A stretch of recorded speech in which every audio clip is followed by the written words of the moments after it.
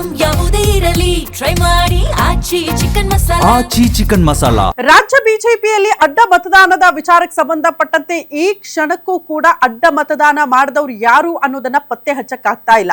ಆದ್ರೆ BJP high command ಈ ವಿಚಾರವನ್ನ ಬಹಳ ಗಂಭೀರವಾಗಿ ಪರಿಗಣಿಸಿದ್ದು ಇಮಿಡಿಯೇಟ್ ಆಗಿ ವರದಿಯನ್ನ ಕೊಡಬೇಕು ಬನ್ನಿ ಅಂತ ಬಿಜೆಪಿ ರಾಜ್ಯಾಧ್ಯಕ್ಷ BY ವಿಜೇಂದ್ರ ಅವರಿಗೆ ಬುಲಾವ್ ಬಂದಿತ್ತು. ಅದರಂತೆ ದೆಹಲಿಗೆ ಪ್ರಯಾಣ ಬೆಳೆಸಿದ್ದಾರೆ ವಿಜೇಂದ್ರ ಅವರು.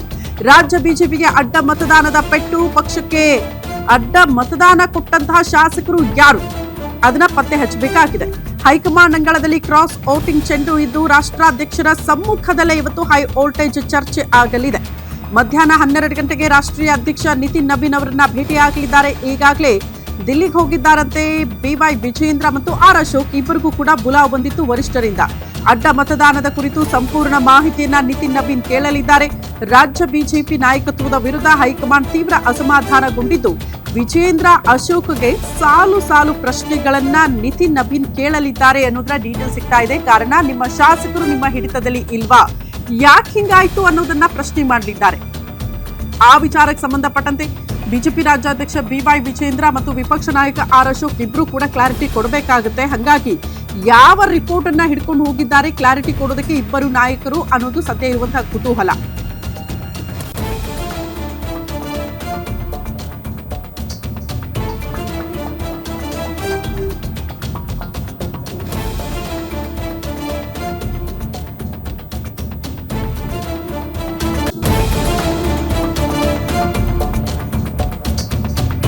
ವಿಜೇಂದ್ರ ಮತ್ತು ಅಶೋಕ್ ಅವರಿಗೆ ಹೈಕಮಾಂಡ್ ನಿಂದ ಫುಲ್ ಕ್ಲಾಸ್ ತೆಗೆದುಕೊಳ್ಳೋದು ಪಕ್ಕಾ ಅಂತ ಹೇಳಲಾಗ್ತಾ ಇದೆ. ಅಡ್ಡ ಮತದಾನಕ್ಕೆ ಕಾರಣವಾಗಿರುವ ಬೆಳವಣಿಗೆಗಳ ಕುರಿತು ಸುದೀರ್ಘವಾಗಿ ಇವತ್ತು ಚರ್ಚೆ ಆಗಲಿದೆ. ಧರ್ಮಸ್ಥಳದಲ್ಲಿ ಶಾಸಕಾಂಗ ಪಕ್ಷದ ಸಭೆ ಕರೆಯುವ ಬಗ್ಗೆ ಮಾಹಿತಿ ಇದ್ದು ಅದರ ಬಗ್ಗೆ ಒಂದು ಕ್ಲಾರಿಟಿ ಕೊಡಬೇಕಾಗುತ್ತೆ. ಧರ್ಮಸ್ಥಳದಲ್ಲಿ ಸಭೆ ಕರೆಯೋದಕ್ಕೆ ಕಾರಣ ಏನು, ಅಡ್ಡ ಮತದಾನ ಪ್ರಕರಣದ ಬಗ್ಗೆ ಮುಂದಿನ ಕ್ರಮಗಳ ಕುರಿತು ಇವತ್ತು ನಿರ್ಧಾರ ಕೈಗೊಳ್ಳಬಹುದು ಅಂತ. ಅಡ್ಡ ಮತದಾನ ವಿಚಾರಕ್ಕೆ ಸಂಬಂಧಪಟ್ಟಂತೆ ವರಿಷ್ಠರು ಇಬ್ಬರು ನಾಯಕರಿಗೆ ಪ್ರಶ್ನೆ ಮಾಡ್ತಾರೆ. ಆ ಪ್ರಶ್ನೆಗಳಿಗೆ ಉತ್ತರ ಕೊಡಬೇಕಾಗುತ್ತೆ. ಪ್ರಮುಖವಾಗಿ ವಿಜೇಂದ್ರ ಅವರು ಧರ್ಮಸ್ಥಳದಲ್ಲಿ ಶಾಸಕಾಂಗ ಸಭೆ ಮಾಡ್ತೀವಿ ಅಂದ್ರಲ್ಲ, ಯಾಕೆ ಅದ್ರ ಬಗ್ಗೆ ಮಾಹಿತಿ ಕೊಡಬೇಕಾಗುತ್ತೆ ವರಿಷ್ಠರಿಗೆ. ಆ ಮಾಹಿತಿಯನ್ನ ಕೂಡ ಇವತ್ತು ಕೊಟ್ಟು ಬರೋ ಸಾಧ್ಯತೆ ಇದೆ ವಿಜೇಂದ್ರ ಅವರು. ಹಾಗಾಗಿ ಇವತ್ತು ಮಧ್ಯಾಹ್ನ ನಡೆಯುವಂತ ಸಭೆ ಇದೆಯಲ್ಲ ವರಿಷ್ಠರ ಜೊತೆಗೆ, ಅದು ವೆರಿ ಇಂಪಾರ್ಟೆಂಟ್. ಕಾರಣ ವರಿಷ್ಠರು ಯಾವ ನಿರ್ಧಾರಕ್ಕೆ ಬರ್ತಾರೆ ಅಡ್ಡ ಮತದಾನ ಮಾಡಿರುವ ವಿಚಾರಕ್ಕೆ ಸಂಬಂಧಪಟ್ಟಂತೆ ಅನ್ನೋದು ಪ್ರಶ್ನೆ. ರಾಜ್ಯ ಬಿಜೆಪಿಯಲ್ಲಿ ಏನಾದರೂ ಬದಲಾವಣೆಗಳಾಗುತ್ತಾ, ಮತ್ತೆ ಆ ಶಾಸಕರನ್ನ ಕಂಡು ಹಿಡಿಯೋದಕ್ಕೆ ಇರುವ ದಾರಿಗಳೇನು, ಅದ್ರ ಬಗ್ಗೆ ಇವತ್ತು ಪ್ರಮುಖವಾಗಿ ಚರ್ಚೆ ಆಗಬಹುದು ಅಂತ.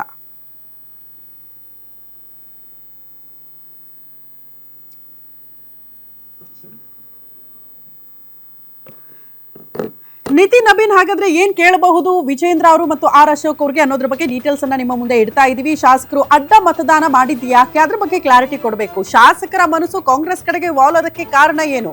ಈ ರೀತಿ ಪಕ್ಷದ ಅಭ್ಯರ್ಥಿಯನ್ನ ಬಿಟ್ಟು, ನಮ್ಮ ಜೊತೆ ಮೈತ್ರಿ ಮಾಡ್ಕೊಂಡಂತ ಅಭ್ಯರ್ಥಿಯನ್ನ ಬಿಟ್ಟು ಕಾಂಗ್ರೆಸ್ ಪಕ್ಷಕ್ಕೆ ಓಟ್ ಹಾಕ್ತಾರೆ ಅಂತ ಅಂದ್ರೆ ಅದರ ಅರ್ಥ ಏನು? ಶಾಸಕರನ್ನ ವಿಶ್ವಾಸಕ್ಕೆ ತೆಗೆದುಕೊಳ್ಳುವಲ್ಲಿ ವಿಫಲರಾಗಿದ್ದೀರಾ ನೀವಿಬ್ರು ಕೂಡ ಅನ್ನೋದನ್ನ ಪ್ರಶ್ನೆ ಮಾಡಬಹುದು ಅಂತ. ಶಾಸಕರು ಮತ್ತು ನಿಮ್ಮ ನಡುವೆ ಸಮನ್ವಯದ ಕೊರತೆ ಇದೆಯಾ, ಸಮನ್ವಯ ಇಲ್ವಾ ಶಾಸಕರ ಮಧ್ಯೆ ನಿಮ್ಮ ಮಧ್ಯೆ, ಇದನ್ನ ಪ್ರಶ್ನೆ ಮಾಡಬಹುದು ಅಂತ.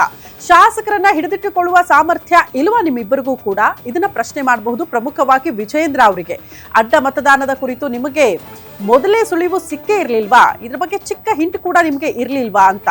ಅಡ್ಡ ಮತದಾನ ಮಾಡಿರುವ ಶಾಸಕರು ಅವ್ರನ್ನ ಹೆಂಗ್ ನೀವು ಫೈಂಡ್ ಔಟ್ ಮಾಡ್ತೀರಿ ಅನ್ನೋದನ್ನ ಮೊದಲು ಪ್ರಶ್ನೆ ಮಾಡ್ತಾರೆ. ಅದಾದ ಬಳಿಕ ಶಾಸಕರು ನಿಮ್ಮ ಹಿಡಿತದಲ್ಲಿಲ್ವಾ, ಸಮನ್ವಯದ ಕೊರತೆ ಇದೆಯಾ, ಯಾಕೆ ಅವ್ರನ್ನ ವಿಶ್ವಾಸಕ್ಕೆ ತೆಗೆದುಕೊಳ್ಳುವಲ್ಲಿ ವಿಫಲರಾದ್ರ ನೀವು, ಈ ಪ್ರಶ್ನೆಗಳನ್ನ ವರಿಷ್ಠರು ಕೇಳುವ ಸಾಧ್ಯತೆ ಇದೆ. ಕಾಂಗ್ರೆಸ್ ಶಾಸಕರ ಜೊತೆ ಸಭೆ ಮಾಡಿದ್ದು ಗೊತ್ತಾಗಿದ್ಯಾ? ಯಾವಾಗ ಕಾಂಗ್ರೆಸ್ ಶಾಸಕರ ಜೊತೆ ಸಭೆ ಮಾಡಿದ್ರು, ಕೆಲವರು ಸಂಪರ್ಕದಲ್ಲಿದ್ರು ಅಂತ ಹೇಳ್ತಾ ಇದ್ರು, ಅದ್ರ ಬಗ್ಗೆ ನಿಮಗೆ ಸುಳಿವಿರ್ಲಿಲ್ವಾ ಅಂತ. ಹಿರಿಯ ನಾಯಕರೊಬ್ಬರು ಹೇಳಿರುವ ವಿಚಾರಕ್ಕೆ ಸಂಬಂಧಪಟ್ಟಂತೆ ಆ ಬಳಿಕನಾದ್ರೂ ನೀವು ಎಚ್ಚೆತ್ತುಕೊಳ್ಬೇಕಾಗಿತ್ತು, ಯಾಕೆ ಎಚ್ಚೆತ್ತುಕೊಳ್ಳಿಲ್ಲ ಅನ್ನೋದನ್ನ ಪ್ರಶ್ನೆ ಮಾಡಬಹುದು ಅಂತ. ಪರಿಷತ್ತು ಚುನಾವಣೆಯನ್ನ ಗಂಭೀರವಾಗಿ ತೆಗೆದುಕೊಳ್ಳಿಲ್ಲ ಯಾಕೆ, ಅಷ್ಟು ಈಸಿಯಾಗಿ ಯಾಕೆ ಪರಿಗಣಿಸಿದ್ರಿ ಇದನ್ನ? ಕಾಂಗ್ರೆಸ್ 5ನೇ ಅಭ್ಯರ್ಥಿ ಹಾಕಿದಾಗ್ಲೇ ನಿಮಗೆ ಗೊತ್ತಾಗ್ಬೇಕಾಗಿತ್ತಲ್ವಾ, ಯಾಕೆ ಗೊತ್ತಾಗ್ಲಿಲ್ಲ? ಎಲ್ಲಿಂದ ತರ್ತಾರೆ ಓಟ್ಗಳನ್ನ, ಯಾವ ಶಾಸಕರಿಂದ, ಅದ್ರ ಬಗ್ಗೆ ನೀವು ಅಲರ್ಟ್ ಆಗ್ಬೇಕಾಗಿತ್ತಲ್ಲ, ಯಾಕಾಗ್ಲಿಲ್ಲ? ಇದನ್ನ ಪ್ರಶ್ನೆ ಮಾಡ್ತಾರೆ ಅಂತ. ಮೊದಲೇ ಎಚ್ಚೆತ್ತುಕೊಂಡಿದ್ರೆ ಈ ರೀತಿ ಆಗ್ತಿರ್ಲಿಲ್ವಲ್ಲ, ಯಾಕೆ ಎಚ್ಚೆತ್ತುಕೊಳ್ಳಿಲ್ಲ ಅನ್ನೋದನ್ನ ಪ್ರಶ್ನೆ ಮಾಡಬಹುದು. ಇದೆಲ್ಲದಕ್ಕೂ ಕೂಡ ಸರಿಯಾಗಿ ಉತ್ತರ ಕೊಟ್ಟು ಬರಬೇಕಾಗುತ್ತೆ ಬಿಜೆಪಿ ರಾಜ್ಯಾಧ್ಯಕ್ಷ BY ವಿಜೇಂದ್ರ ಅವರು.